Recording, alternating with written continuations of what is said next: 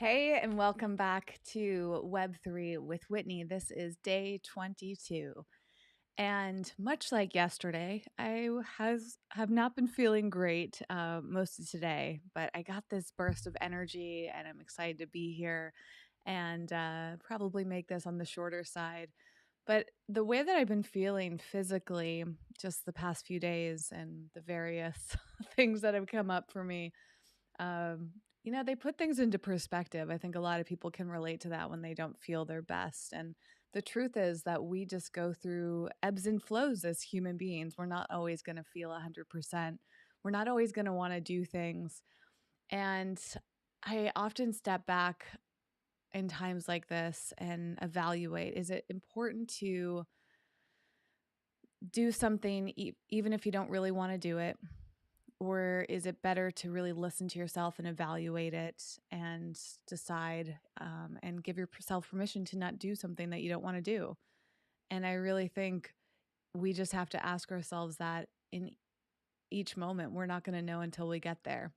So I want to share with you that for yourself, but also as perhaps a way for me to communicate that I want to be able to give myself permission to take days off when I really don't feel well.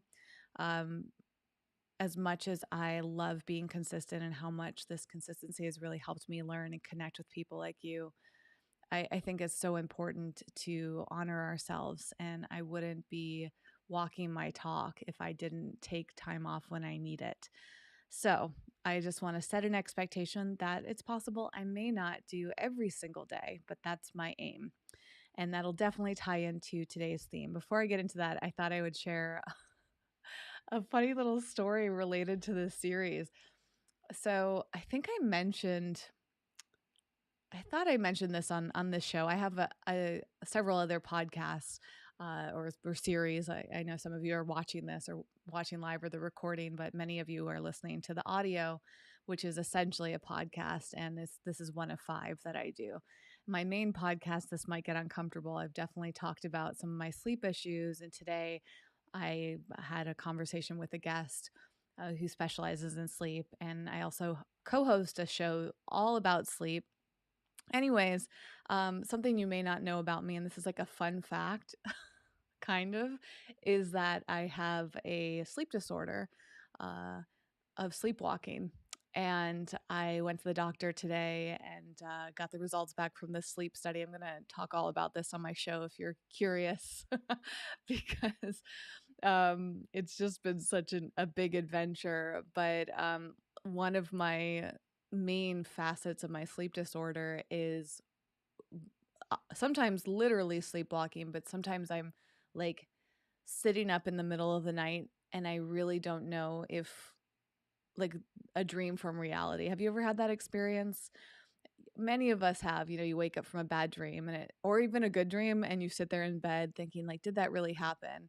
Well, it's often really magnified for me. And last night, like 2 hours after I fell asleep, I woke up in this deep panic because I thought that this show became such a huge hit that I got like all these cyber attacks and people were trying to like hack into my site. And I like woke up in the middle of the night so panicked, like, oh my gosh, is everything secure enough? Am I protecting myself? Am I too vulnerable? And uh, it actually was a really good experience in a way because it made me want to focus more on making sure everything is secure. I talked about this in a previous episode, and there's a lot of things that I want to revisit.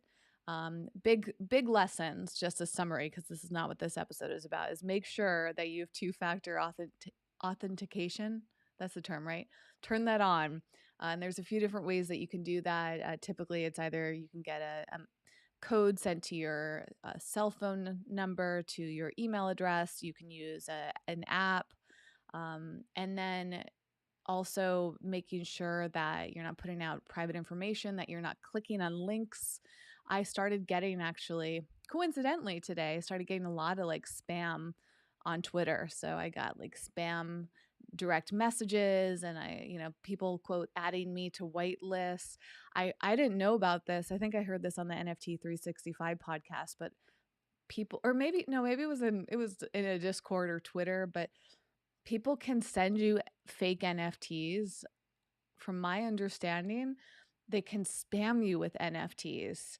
And I think Brian Fanzo has talked about this on his show and the various scams that go on. And just be careful. I am still at such the beginning stages with all of this, and it's just like, take your time, please. And that's actually a huge theme in today's topic. Speaking of learning, though, I want to give a quick plug for one of the programs that I'm in this week. I'm taking a 3-day long Web3 training that has been so wonderful. I think you can still join. So if you're watching this, listening to this today, like anytime in the next 24 hours, at the very least, you could probably sign up to get the recordings, but it's going on for 2 more days. So today is February 8th. It's happening on the 9th and the 10th. And last I checked, there are still spots open. And it's a really affordable Web3 program. So you can come in and join me in real time. So I'm going to show you on my screen, and it's also linked one of the things. So this is a program with Steve Olsher, who does a lot of amazing work in the online space and is also a fellow podcaster. He has the Bold coin on Rally. So Rally is the platform that I have my creator coin, the Well coin. And because of that, I found out about Steve, or I might have actually heard about him through Clubhouse first. But anyways, I learned more about him on here, and then he announced this Web3 live training, and you can sign up for it right now. You just buy 20 of his Bold coin, which equates to about 32 US dollars. And it's really lovely. It's an incredible group of people, very interactive. And I pulled up one of his emails just to give a quick overview of it. So it is the first of 3. Today was the first of 3 live trainings where Steve is sharing what he's learned about Web3 and the creator economy, as well as very interesting and potentially lucrative opportunities this brave new world offers for podcasters, coaches, authors, speakers, and entrepreneurs. So check it out. You can go to rally.io/creator /bold, which is right here. It's linked in the description of this video. And it's also, for those who are listening to the podcast, the easiest way for you to get links is to go over to the Spotify feed. I have not yet made you able to listen on Spotify, which might sound complicated. This is a private podcast currently, and a public live stream, which sounds kind of complex, but it is available on Spotify, and eventually you'll be able to easily link the two and listen on Spotify if you would like. But I bring up Spotify because all the links are displayed really nicely under each episode. So if you're ever having trouble finding links, you can either go to Spotify or YouTube, or you can message me and I'll send you whatever you need. So go check out the Bold training. I'm not like an affiliate. I don't get any kickback. I just think it's really cool. There were about 15 people in there today with me, and all really amazing. And what I liked about it, and how this ties into today's topic, is it was learning at a slow pace that I think works for most people right now. Now, I say most as a very generalized assumption about where people are at. And given the episode that I did about mainstream adoption and how early we are in Web3, I think it's important to keep in mind that most people barely know what Web3 is. And that was really put into perspective today during Steve's training, and just looking at the questions people are asking. These are all very intelligent, very skilled entrepreneurs and people that are in tech already, but Web3 is still really new and intimidating. And I imagine that might be the case for you too. I can't imagine you're coming to listen to my show with a ton of experience, given that I don't get into super advanced subject matters yet. I may in the future as I learn, but my aim is to keep it down to earth. So, how does this all tie into today's topic? Well, I was reflecting on the pace at which people learn and how intimidating things can be in the Web3 space, given that it feels like it's moving so fast. I've mentioned this a bit in previous episodes, how there's a lot of FOMO, the fear of missing out, that if you don't act fast, if you don't buy this coin quickly enough, you're missing out. If you don't buy this NFT or make your own NFTs, you're missing out. If you don't understand this space and become an expert in it, if you don't network with people. And I'm grateful for the perspective that I've had in the tech world, especially the creator economy, because it's taught me that it's really hard to miss out on things. So I really want to reassure you as a core message here that you're probably not going to miss out. It reminds me also of the early days of web. In fact, if there's this new Hulu series called Pam and Tommy about Pamela Anderson and Tommy Lee, and I started watching. It's actually really fascinating, especially because no spoiler here because it's all based on true stories, but there's a whole scene in I think the second or third episode, maybe it's the second, about the World Wide Web and how new that was in the mid 90s. And that plays a big role in the story that's told in that series. And you see people talking about the web with not really understanding what it was, using these old search engines, starting e-commerce. And I'm sure, well, I guess I shouldn't assume your age, but I would imagine most people listening or watching are old enough to remember at least vaguely what that time period was like. I certainly do. I mean, it shaped so much of my life. I was really fascinated by the web, and I loved being online. I loved learning about it. It was such the Wild West, though. And that was really Web 1, which was like email and AOL chat messenger and dial up internet, like watching all of that evolve. And I've also been very involved in the creator economy side because I've been using social media practically since it started. I was never on Myspace. I barely use Friendster, but Facebook is where it basically all began for me. I got on YouTube early or Twitter relatively early in all these platforms because I was drawn into it. And there have been periods in which it's felt like you have to move super fast or you're going to miss out. But many of us can recall times where Myspace is a great example that people like to reference. People put all this time and effort into their Myspace profiles, and now it's no longer relevant. So at the time, it felt like Myspace was the be all end all. Right now, a lot of things feel up in the air with Facebook, even though they're kind of reinventing themselves with Meta. In the past week, they've had some major financial challenges and things have shifted a lot. I think the sentiment of Facebook's changing. And that's fascinating because most of us remember when Facebook was the king. So it's important to keep in mind that things are just always evolving and you probably won't miss out, but that all depends on what your definitions of missing out are.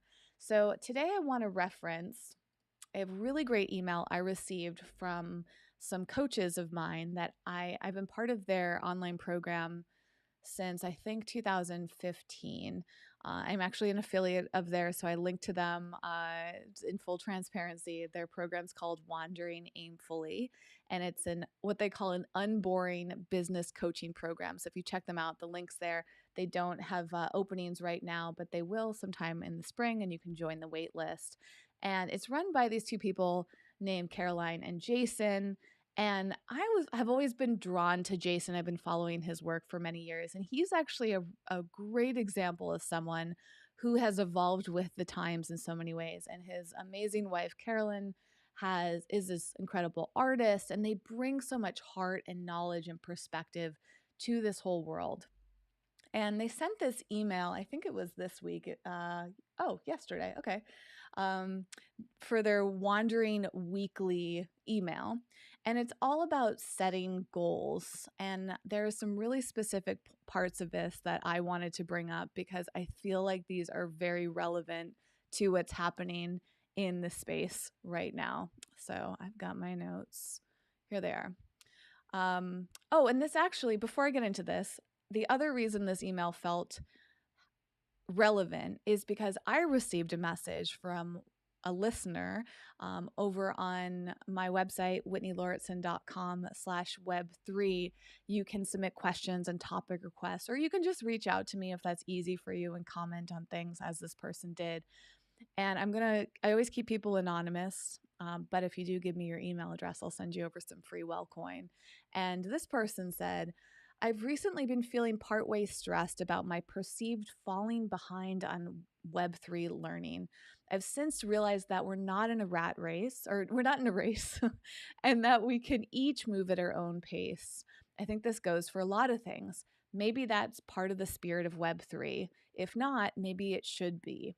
And I love that. I think that is so important. If you are feeling any sort of panic or rush or tension, any of these emotions that might be coming up, it's so important for you to gain some perspective here. And I would encourage you to reflect on it. So here are some things from Caroline and Jason's email. One of the biggest values with their program, Wandering Aimfully, is flexibility and individuality in business. The idea that there's no such thing as a one-size-fits-all business advice.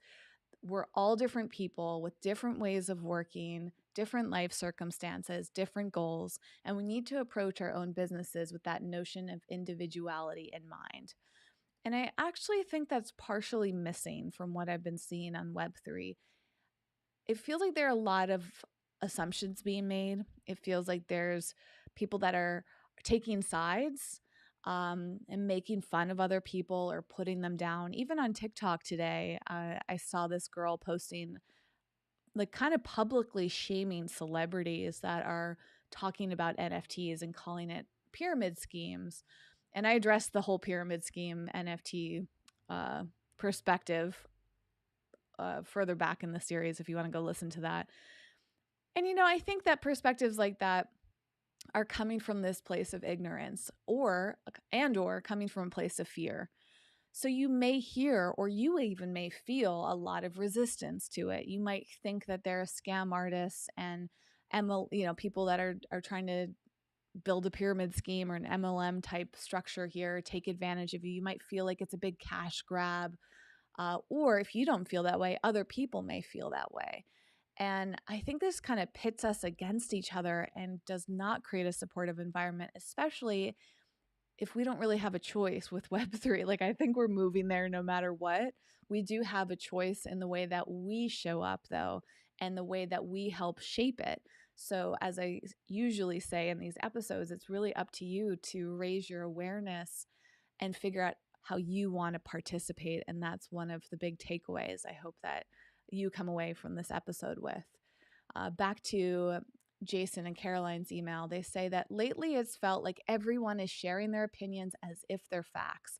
And as if something works for them, they announce it as though it is going to universally work for someone else. That's something I'm extremely committed to with this series. I never want you to feel like just because it works for me, it's going to work for you. That is one of the worst experiences I've had in the monetization side of anything I've done. I can't tell you how many people I have followed online, bought programs from, who have tried to promise me that their way is the right way, it's the best way, it's the proven way. And I had to learn the hard way by spending money on some of these programs, or lots of time at least, to learn that just because it works for them doesn't mean that it's going to work for me. And I think there's a lot of that messaging in Web3 right now. If you spend time in Discord and Twitter, there's a lot of people just like hyping things up and bragging. There's Twitter spaces that, are full of people just agreeing with each other, or maybe they're arguing, and it just kind of leaves you feeling like, I don't even know where to turn. And I think that you have to be very mindful in this space to either not become that way yourself, hopefully, and contributing to that, but also observing how you feel and how that impacts you, and whether or not somebody's way feels good to you and will work for you. You don't even really know until you try. This reminds me of an episode I did on my show, This Might Get Uncomfortable, all about the ick factor, which is a feeling that I get sometimes when I see or hear something that doesn't make me feel good. It gives me that icky feeling. It's this intuitive hit. And I actually feel that way while reading a lot of things on Twitter and Discord, or listening to a lot of conversations on Web3. That was part of what motivated me to start this series. It's like, can I be the anti-ick factor? Or at least for the people that gives an icky feeling to, maybe this is a better place for you, right? It's not about like being better. It's just about being different and finding our own individual way. But I just am kind of shocked at how many people just feel like they're all saying similar things, but also making me feel similar things. And sometimes that leaves me wondering if Web3 is a good place for me. But then when I connect with people that I align with, I get reinvigorated. So that's exactly why the Bold program, Steve's program I recommended, felt so good there. It was 90 minutes today. Didn't want it to end. I can't wait to go back tomorrow.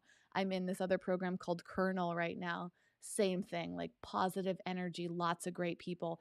Those are the places that work well for me and keep me there.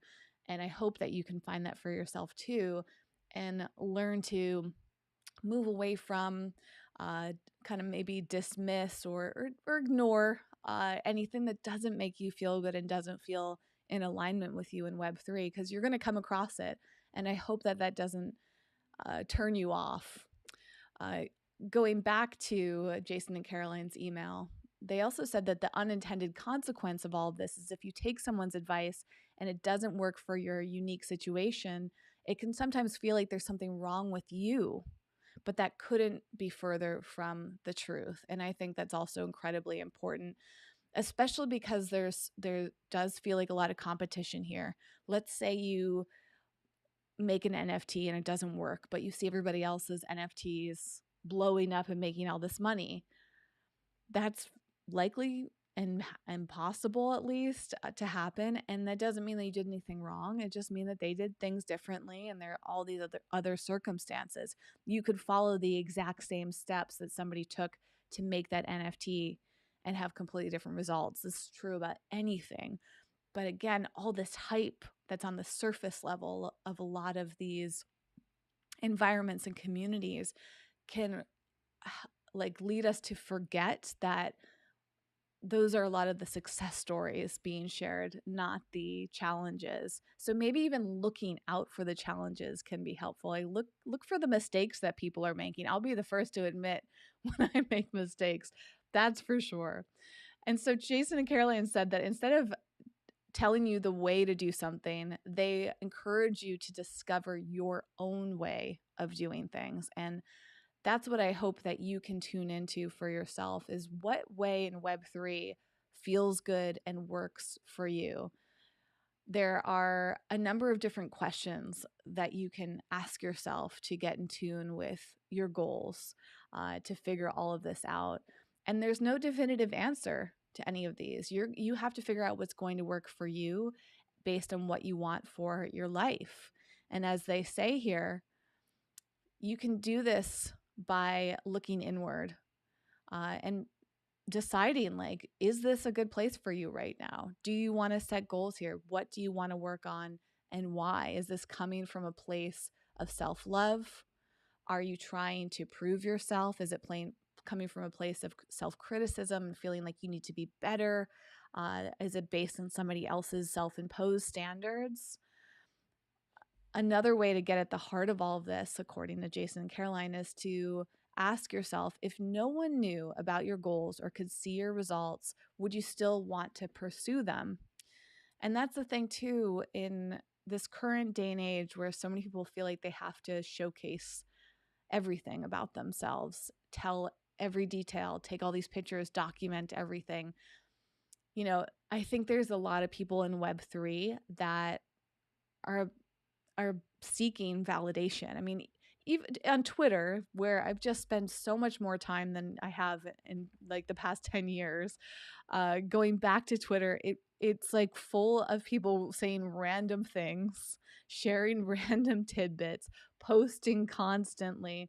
And sometimes I wonder how much of that is just their need for attention and validation. So you can ask yourself, when you're posting something, when you're even just doing something, is this for you?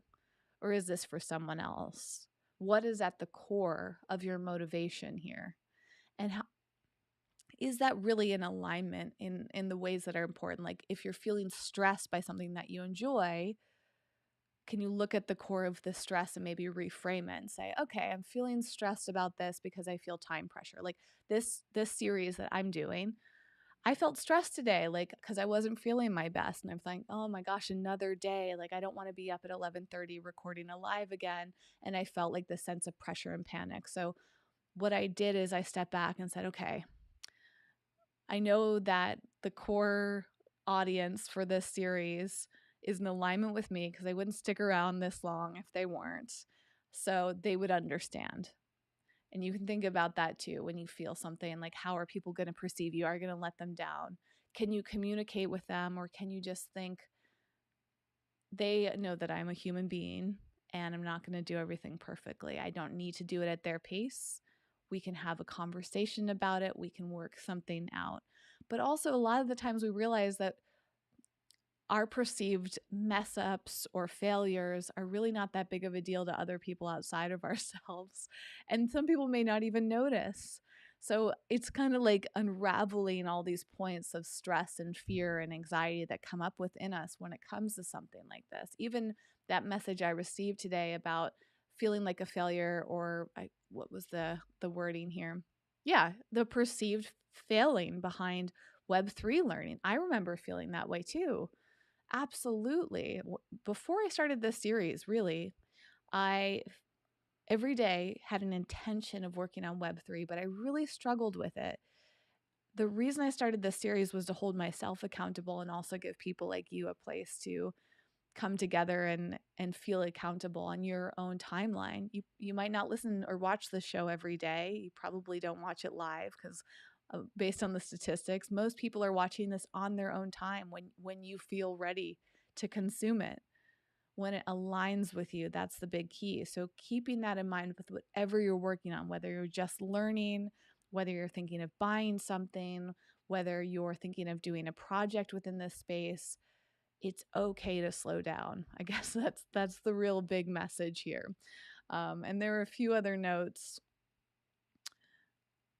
Really checking in regularly with your goals too, I think, is important because, like I said before, they may change from day to day, and this space is constantly changing. So you probably will need to reevaluate constantly and really look at the core of your aspirations and whether that's just something that society is celebrating. I mean, I get triggered sometimes when I see celebrities or big social media influencers talking about things that they're doing because that looks like it's very celebrated. But there are trade-offs with this. This is another thing that Jason and Caroline brought up in that newsletter, is that um, that's the headliney, soundbitey, Instagrammable version of it, but we don't know fully what happened behind the scenes. We don't know what the trade-offs were. To make an NFT, there's a ton of time and resources and maybe money and, environmental issues too, which I still plan to address. I think that's an incredibly important thing to consider. What is going on and at what cost? Is it taking you away from other projects? Is it taking away from your family? I know some people that are really into day trading. So that could be the stock market, that could be crypto. And some people get so obsessed with it, all they're doing is paying attention to the numbers and buying and selling and the timing and checking all the data and reading the news and the Twitter. And, you can get so absorbed with that it takes you away from other things that are important in your life. And I hope that that doesn't happen to you, because I just don't know if it's worth it, to be honest. And so some of the closing advice is to know that the best goals, according to Jason and Caroline, this is part of how they ended all of this, is the best goals are ones that are uniquely yours and defined by what's driving you internally, not by your ego or external forces. So give yourself permission to evolve. And I could probably just end right there, because this show has taught me to give myself permission to evolve. Even in these 22 days, the amount of evolving that this show has taken, from the first week or so of tech issues and me finding my grounding here. And I'm still looking for it. There are moments where I think, do I have anything else to say or to add? But what I'm committed to is checking in with you each day, unless there's the exception for my own health. But checking in with you consistently so I can share my journey and encourage you to share yours, to know that you're supported, to know that We're all in this together, and it's an exciting time. So I hope this leaves you with a little less anxiety or fear or stress, gives you an opportunity to take a deep breath and just reevaluate and know that it's all going to be okay. And think about, what do you want Web3 to be? Just like the subject of yesterday's episode, which was, what does Web3 mean to you? I still would love to know. So please reach out to me. Again, the easiest way to do that is to go to whitneylauritsen.com/web3. You can submit on the form there. And if you leave your email address, I will send you some Wellcoin. By the way, I have I think one pending topic that I'm going to get to. It's just a little bit more research intensive.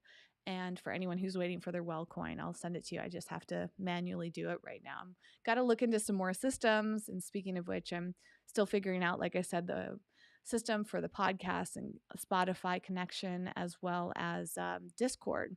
So lots of things going on. And I appreciate you being here and listening and being part of this series. I really do hope that you reach out. I just want to know where you're at and where your interests are, what you're working on, what you want to know, all of it. So connect with me on whatever platform of your choice. Everything's linked at whitneylauritsen.com/web3. And I will be back again probably tomorrow for episode 23. No matter, I'll be back for episode 23. I'll say that. It'll likely be tomorrow, February 9th, but I'm giving myself a little grace this week just to step back and do some rest so that I can, like I said, walk my talk. All right, bye for now.